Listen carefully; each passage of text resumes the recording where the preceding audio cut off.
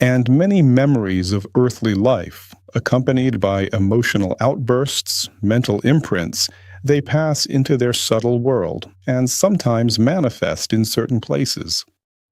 They live there, creating their various groups, and they all have their own interests and their own understanding of the meaning of life.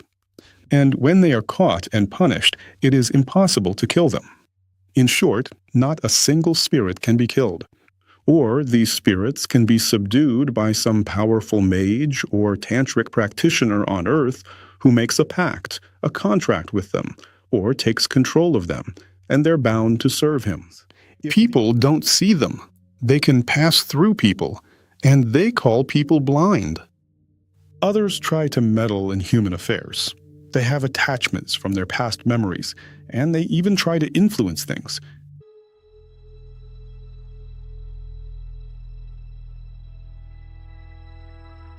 There are souls that remember the earthly world and carefully preserve all the memories of the earthly world they have left. This, as it were, constitutes their identity, because they have no other identity. And many memories of earthly life, accompanied by emotional outbursts, mental imprints, they pass into their subtle world and sometimes manifest in certain places. And the closest to the world of earth is the astral world, parallel to the world of earth. That is, there is the physical world, and there is Bhuvar Loka. This is the astral earth. And in this astral earth, there exist all the astral copies of all cities, all localities, everything that exists, and even all historical events exist in this layer. There exists an astral Kremlin, an astral White House, an astral Pentagon, an astral Kailash, an astral, say, Bombay. All the houses, everything that was accompanied by emanations, human memories, imprints, everything has moved into the subtle world. Such beings are distributed throughout these astral cities, across the astral locations of the earth. They live there, creating their various groups, and they all have their own interests and their own understanding of the meaning of life. But there is little understanding of Dharma there. No liberated yogis, in short, saints do not go there. And rarely any of the teachers, if there are mentors there, they are of such a low level who understand little themselves. Well, they're like urban magicians who, with some power, have accumulated strength and can influence reality, other people, and somehow help others, based on their dualistic perceptions. But the lower spirits live separately, in isolation.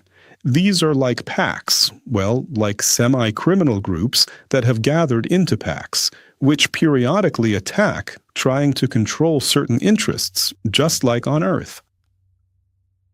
And when they are caught and punished, it is impossible to kill them. In short, not a single spirit can be killed. They are immortal, unkillable, unless it is the gods who do it. But they have their own punishments. And some of them are hung upside down.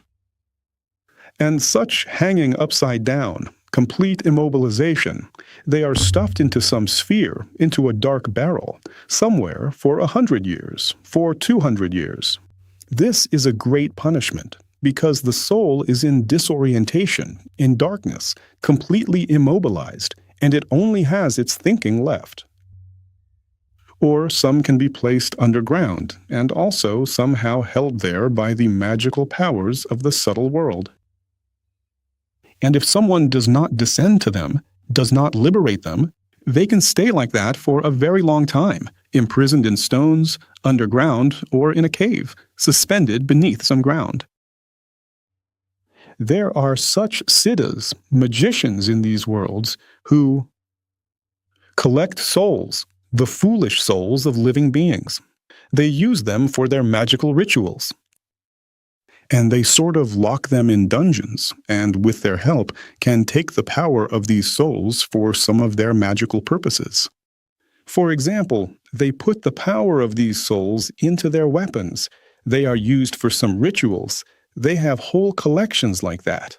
Some of them can visit lower worlds, such as Atala and Vitala. They are very powerful, like dark Tantrikas, siddhas of such a dark level, who mainly feed on the power of Atala Loka and Vitala Loka.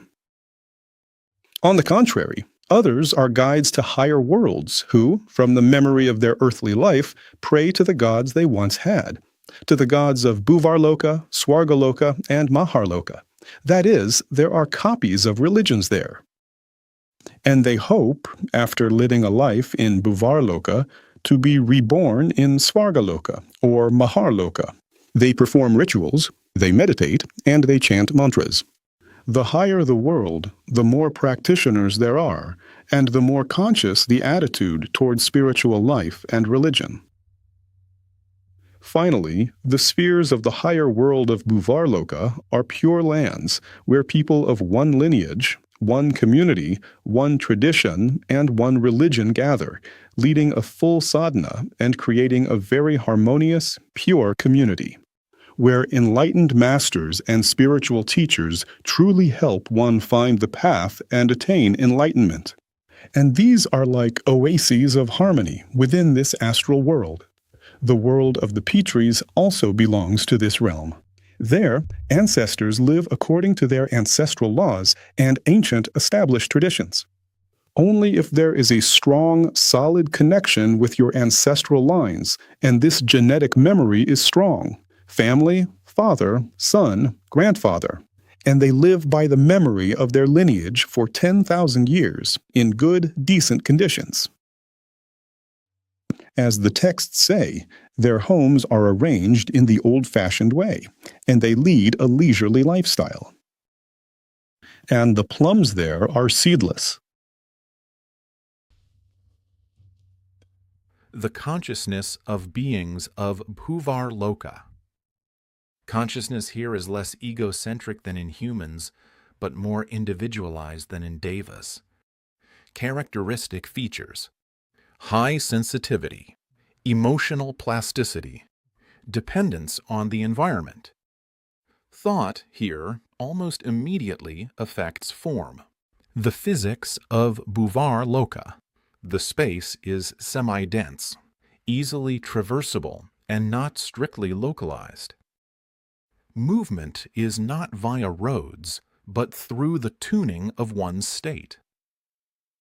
In Bhuvar Loka, there are astral cities and astral roads, and you can travel along them just like on Earth.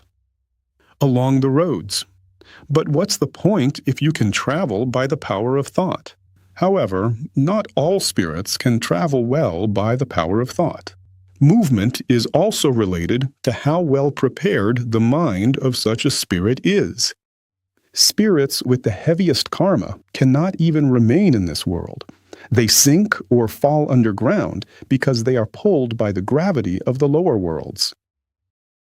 But higher-level spirits who've developed superpowers, those who practiced but have no merit in heaven yet possess power, can fly in this world through the power of intention and control of the subtle wind.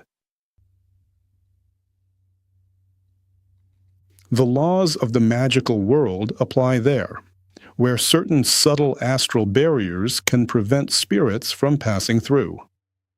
And sometimes they can come to Earth. They can visit their relatives. Some of them even try to interfere in earthly affairs. Some have attachments to their families, and they visit them sometimes, visit their homes. Some, well, out of boredom, just visit the human worlds, people's homes. But if homes are protected by something, like a magical spell, a knife, or certain signs, then spirits with negative intentions cannot enter. They hit it like an astral wall. Some spirits with distorted perception, bitter karma, and generally very egocentric ones can interfere in human affairs and create obstacles. Or these spirits can be subdued by some powerful mage or tantric practitioner on Earth who makes a pact, a contract with them, or takes control of them, and they're bound to serve him. If these spirits aren't controlled by his power, like slaves, but are, so to speak, on a contractual parity basis, fair agreements, then they serve him, carry out his tasks, and he makes offerings to them, and they feed on these offerings. He performs some ritual, feeds them, say, with candy, and summons 10 spirits. These spirits pledge to him once a year, well, to bring some wealth, find it, or maybe suggest winning lottery tickets, or punish those who've wronged him.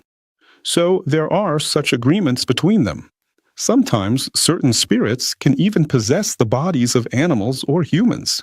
That is, there are special types of such spirits, not all of them, but those who learn and specialize in this. And they have this amusement, entering a human body and going for a ride. Meaning they can travel through museums, reviving memories of earthly life. They can even go to a disco, 2 spirits, a man and a woman, and dance at the disco in human bodies. Fly on planes, ride on trains. It's a special kind of thing. Ride in cars, eat in restaurants. They have no body, yet they experience physical desires.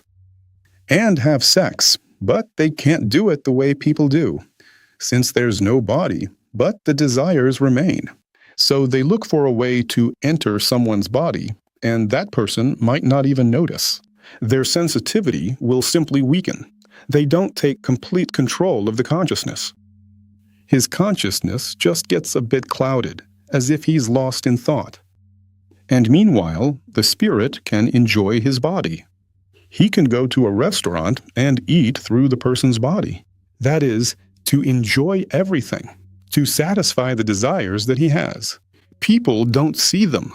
They can pass through people, and they call people blind. Right, because they can wander through the city, through the streets, but people don't see them, and they can pass right through people. And some even play games, like competitions, entering one body, then another, like hide and seek. I'll hide in one person, then another, then a third, and you find me. And some even play these kinds of competitions, entering one body, then another, like hide and seek.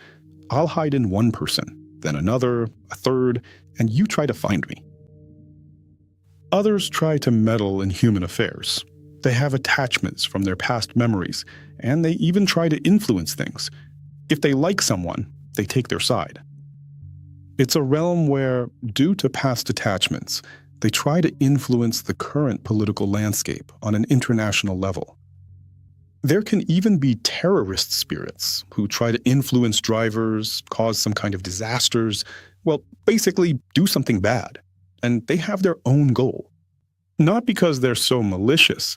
They think, well, we'll set this up, kill this person, they'll go to the subtle world, and their soul will come to us. We'll lie in wait for the moment.